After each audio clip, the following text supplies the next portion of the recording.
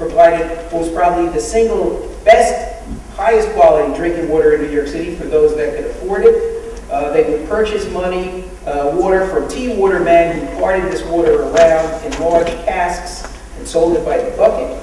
But by the 1780s, water in the tea water spring itself had dropped in quality. The concession was shut down in the early 1800s. The final source of early water was cistern water, tanks for collecting rainwater. Although they were sometimes relied upon for drinking, most often they were sources of water for cleaning, bathing, firefighting, and other domestic chores.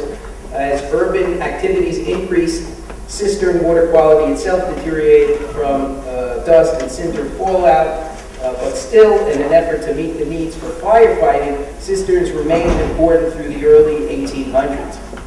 One early example of the influence of politics on water supply decision-making is the story of the Manhattan Company. Some of you, no doubt, are familiar with this. In the 1790s, as the problems with the city's existing water supply were becoming difficult to ignore, Aaron Burr, who would later become vice president and even later shoot and kill Alexander Hamilton, came to New York City to campaign for creating a private water company that would supply clean water to the city. Burr was a member at the time of the New York State Legislature, and then, as now, there were some lawmakers who weren't too bothered by conflicts of interest.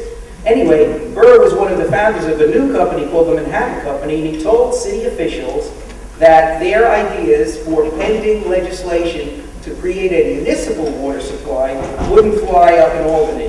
There would be difficulties in getting authorization for taxing to create that municipal system. His alternative, which originally envisioned taking water from the Bronx River and bringing it to New York City, was to create a privately run but state-chartered operation for this new company.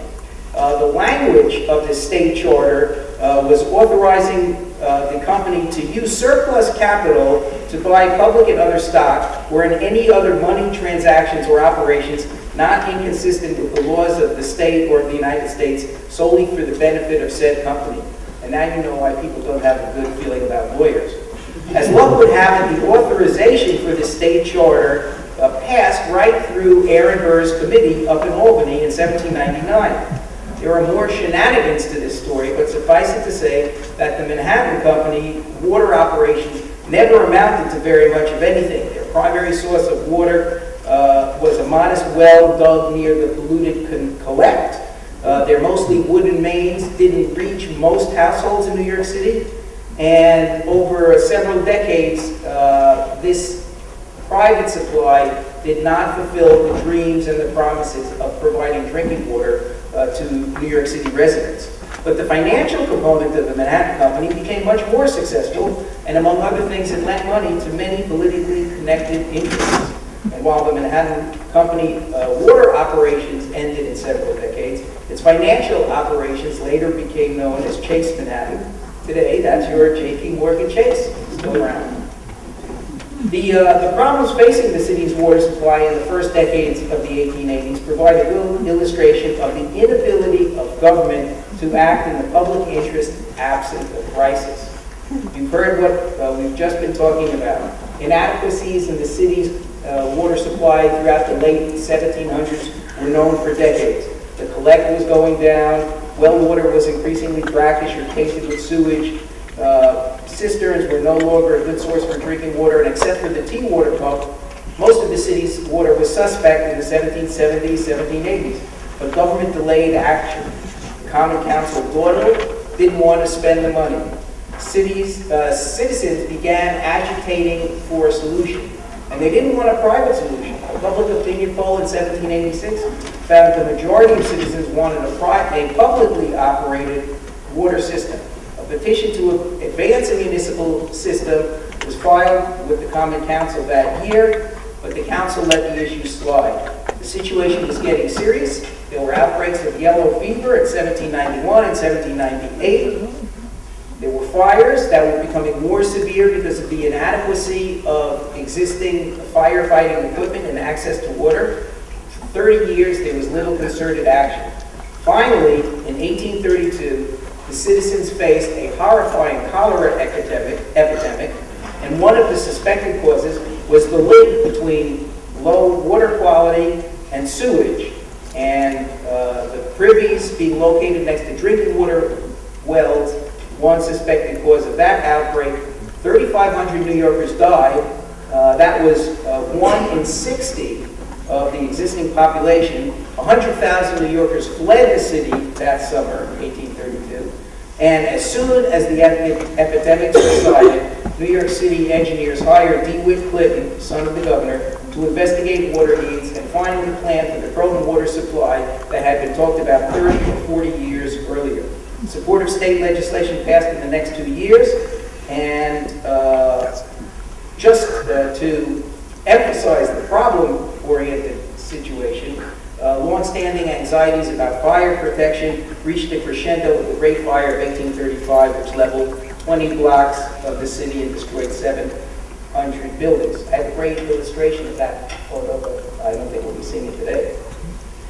Finally, in 1835, a state-mandated referendum put the issue before the voters, and by a wide margin, they approved the bold but expensive plan for damming the Croton River. We've heard about that. We've seen that. In 1842, the Croton Aqueduct was put into service.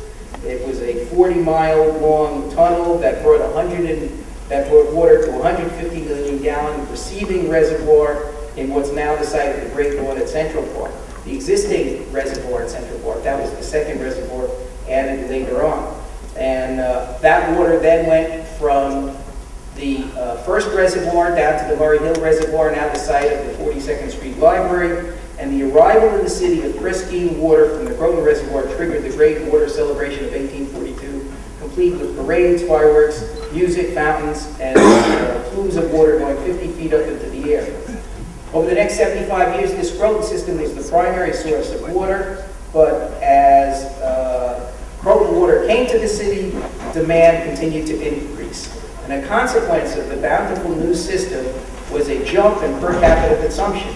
In the 1840s, New Yorkers who had not yet connected their residence or homes or businesses with the Croton supply were opening fire hydrants without authorization to draw water for their daily needs. The widespread installation of private baths, fixed wash basins, flush toilets in the 1850s, along with the continuing upswing in population, led to mounting water usage. The estimated water usage for Croton was 26 miles per day based on European estimates, but what it turned out, by 1850, New Yorkers were using nearly 80 gallons per capita per day. In 1852, the water board of the city began installing meters and charging according to actual usage for commercial properties, but not for private dwellings or for apartment houses. No, they continued to be charged a flat rate or a frontage fee. Why? There was little political support for these actual charges, so for more than 100 years, city officials ignored this sensible conservation step. If we flash forward to 1960, between 1960 and 1990, city water consumption increased 25%, and the city experienced 3 severe droughts during that period, in the 1963 to 67, 1980 to 81, and again in 1985. It was only after those severe droughts began that then Mayor Wagner, in crisis mode, said New York City might have to revisit the idea of universal water meter. Here's what the New York Times said about this in 1965. Universal water metering is an idea that dates to the days of ancient Rome and has been adopted by every major city except New York. Since 1900, the city has studied the problem every time there was even a hint of drought, and each of the experts held that the idea was very sensible. However, they concluded, it's been considered such political dynamite here that none of the reports made over these many years has ever reached the public hearing stage. So, the drought crises of the 1960s finally forced city water managers to step up water conservation activities, ideas that had been proposed as far back as 100 years beforehand. And beginning in the 1980s, these measures included more sophisticated leak detection efforts, implementation of local law requiring water